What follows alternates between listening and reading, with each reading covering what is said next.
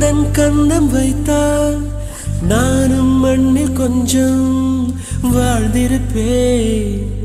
அடி உந்தன் கண்ணக்குழியில் என்னை புதைத்து வைத்தால் மண்ணில் மாண்டி